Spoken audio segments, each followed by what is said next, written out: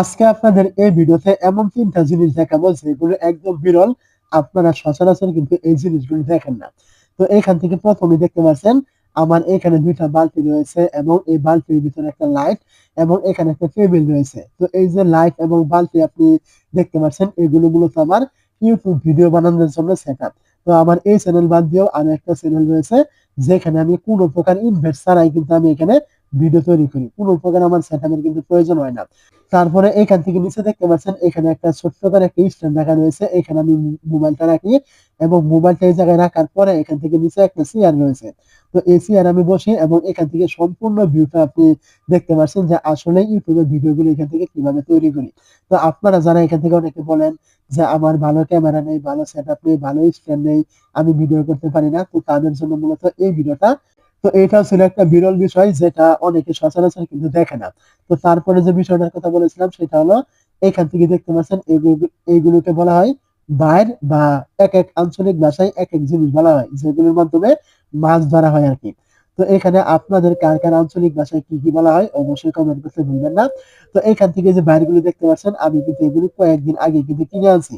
যেদিন কিনতে গিয়েছিলাম ওইদিন কিন্তু খুবই বৃষ্টি ছিল যার কারণে আমি ভিডিও শুট করতে পারিনি। সেটা আমি এখন দেখাচ্ছি। তো এই জিনিসগুলো কিন্তু এখন বর্তমানে কিন্তু খুবই বিলুপ্তর দিকে। এগুলো কিন্তু এখন আর আগের মতো কিন্তু দেখা যায় না। লোকজনে কিন্তু এগুলো এখন আর ব্যবহার কিন্তু করে না। তারপরে এখান থেকে দেখতে পাচ্ছেন আরো একটা আমি আপনাকে বিরল জিনিস দেখাতে চেয়েছিলাম। সেটা হলো এখান থেকে এই মাটির দালান ঘর। এই যে ঘরগুলো দেখতে পাচ্ছেন একটা সময় ছিল এখানে প্রত্যেকটা গ্রামে কিন্তু আপনার বহুত ঘর ছিল। টিনের ঘর কিন্তু খুব কম ছিল অথবা আপনার ইটের ঘর এগুলো কম ছিল। কিন্তু বর্তমান সময়ে সব জায়গায় শুধু টিন আর ইটের দেওয়াল। এই যে দেয়াল ঘরগুলো ছিল এগুলো কিন্তু এখন আর নেই। তো আমাদের সমস্ত গ্রাম মিলে কিন্তু এখানে মাত্র ২টা ঘর ছিল। একটা ঘরে কিন্তু আমি অলরেডি সামনে কিন্তু দাঁড়িয়ে আছি।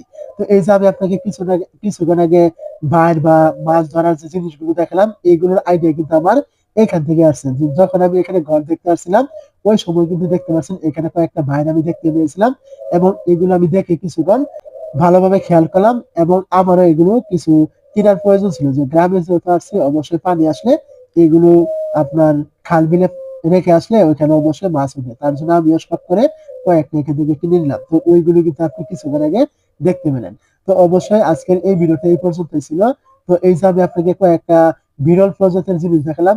অবশ্যই এগুলো কেমন লেগেছে আপনারা কমেন্ট করতে ভুলবেন না। আর এই টাইপের ভিডিওগুলো প্রতিনিয়ত পাওয়ার জন্য যদি আপনি চ্যানেলে নতুন হয়ে থাকেন অবশ্যই চ্যানেলে সাবস্ক্রাইব করতে ভুলবেন না।